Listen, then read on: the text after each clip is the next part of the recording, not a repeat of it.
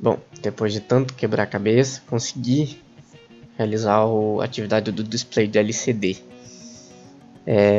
Aqui está o código, eu tive que dar uma bela de uma modificada aí na estruturação aqui. Então vamos lá, eu vou compilar aqui.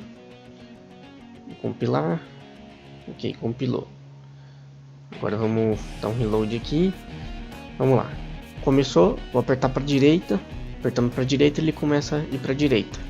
Como se fosse um funcionamento de um joystick mesmo. Para a esquerda vai para a esquerda. Apertei e foi para a esquerda. Apertar para baixo, na mesma coluna, né? Ele foi para a segunda linha. Para cima a mesma coisa, voltou. Então vamos lá, para a esquerda, para baixo, para cima, para direita. Aí aqui também coloquei limite na direita para ele não ficar indo e sumir, né? O símbolozinho do tracinho ali. Então aí se eu for para a esquerda também ele não vai sumir. Se eu for para baixo também ele não some se eu ficar apertando para baixo. Se eu ficar apertando para cima também ele não some. Então tá funcionando perfeitamente. Agora, antes de entender o código, eu vou dar uma explicada mais ou menos como é que eu pensei para fazer a estruturação do código aqui e achar uma maneira.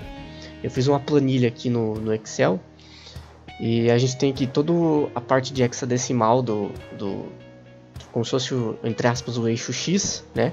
Que é a primeira coluna e a primeira coluna e as primeiras linhas, e o valor em decimal dele correspondente. Mesma coisa aqui é para a segunda linha, né?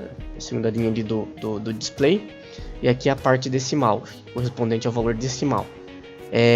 Como a gente tem aqui no PDF aqui, né? O LCD ele não é uma matriz. Tanto a linha 1 quanto a linha 2 eles são como se fosse dimensional, né? É uma dimensão só. Ou seja, essa parte daqui ela continua aqui na frente. Quando termina o 8F ele não vem pra cá, né? Até porque quando acaba o 8F a gente sabe que depois do 8F não é C0 que vem em hexadecimal. E isso a gente prova aqui. O 08x 8F, que é o 8F em hexadecimal, ele é correspondente a 142 em decimal. Já o C0 ele vai para 192, ou seja, não é 143. Então ele não é linear. Então se eu fizer como se fosse um plano de uma matriz, igual eu estava tentando fazer, ele ia passar para 143, 144, 145, até 192, até ele conseguir chegar a 192 para pular para a próxima linha. Aí o que eu fiz aqui? Tipo de um esquemático aqui só para explicar. A gente tem aqui que é a parte da coluna, né? A primeira coluna ali. E a gente tem o primeiro número, que é 128, que é o correspondente ao 0x80. Ele vai até 142. Né? Quando chega no final aqui, ele tem o que a gente fala de gap. Né? Ele tem como se fosse um intervalo. E até ele conseguir chegar no próximo número que seria 192, né? E nesse 192, quando ele se aproximar o 192, ele vai começar, aí sim ele vai para a linha 2, que seria entre aspas o eixo Y, desculpa. Entre aspas o eixo Y. E aí esse intervalo de tempo aqui que está o segredo.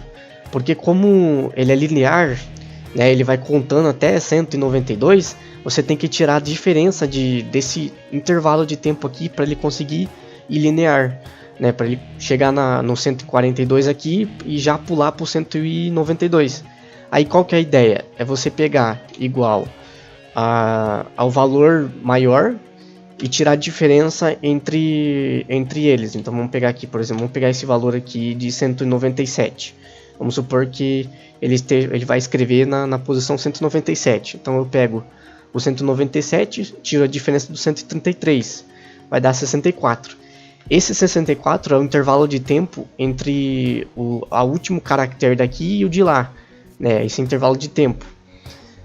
E esse é o segredo do intervalo de tempo, é você pegar o 64 e embutir na lógica lá do código. Aí a gente vai para o código agora.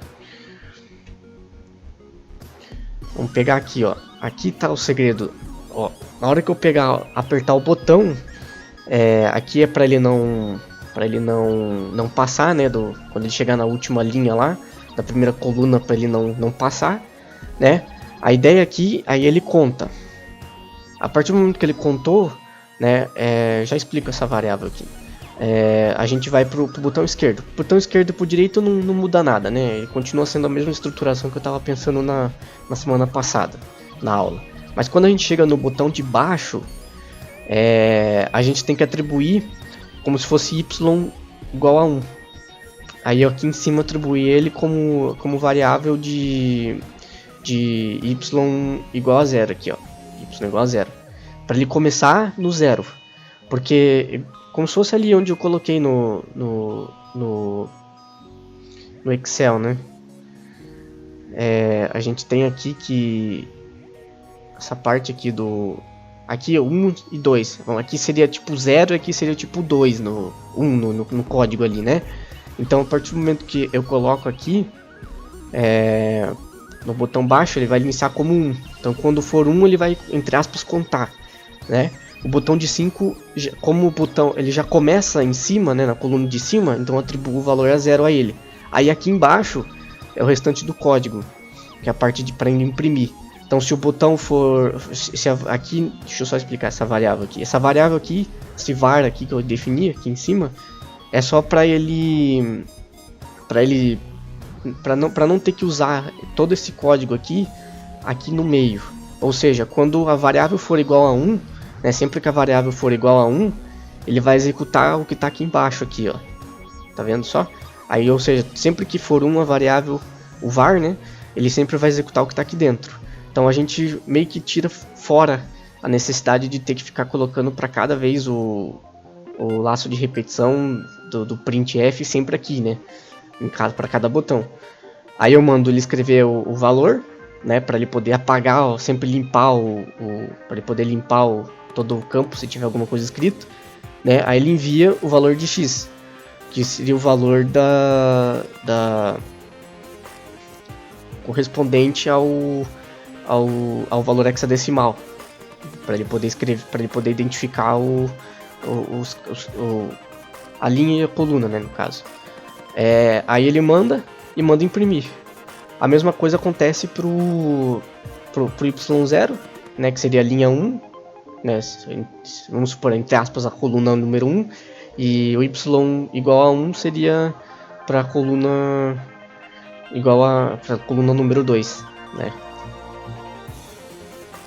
Então, para cada parte dessa coluna eu atribuo y sendo igual a 0 e igual a 1, que daí quando for igual a 0, ele vai executar a parte do botão de cima, né? E quando for igual a 1, ele vai executar a parte do botão de baixo, que está aqui, ó. Aí ele vai executar o que está aqui. Sempre respeitando a parte do delay ali, né? Que eu experimentei de colocar um delay universal, não deu certo. Ele acaba travando tudo e a hora que você aperta o botão, ele não funciona direito. É basicamente isso. A parte do var, se var for igual a 0, ele vai pular, né? Então, ou seja, ele só vai executar isso aqui sempre que var for igual a 1. Que vai ser quando você apertar o botão, que é aqui no final. Sempre que ele vai validar aquela hipótese, né? E assim a gente tem essa parte. Foi o método que eu pensei pra... e faltou essa parte aqui também. A parte de somar, que eu falei do 64, que é um número importante. Você vai pegar ele aqui no final e vai pegar o valor de x e somar com 64, porque é a diferença entre aquele intervalo de tempo, né, entre um valor último hexadecimal lá com o outro, né? Então, esse 64 aqui você pega o x e soma com 64 para conseguir tirar aquele intervalo de tempo, né? Senão ele vai ficar contando até você vai ter que apertar o botão para direita até chegar ao valor em hexadecimal, que seria o 192. Então aí chegaria ao 0x8f, que seria 142, aí ele teria que apertar 64 vezes o botão até ele chegar ao 192, que seria correspondente ao 0xc0 em hexadecimal. Aí quando chegar no 192, aí ele vai pular para esquerda, para baixo daí. Mas como a gente não quer isso, né, a gente soma esse 64 para conseguir encurtar esse intervalo de tempo. Então a gente tem aqui a parte dele funcionando perfeitamente. Vamos dar uma revisada aqui. Pegar aqui, a gente aperta para a direita. Vai para a direita, deixa eu abrir aqui em tela cheia só para ficar mais... Aqui para direita, aí para baixo, E aí a gente tem um sistema como se fosse um joystick, né? Como se fosse um joystick. Beleza, professor? Um abraço. Tchau, tchau.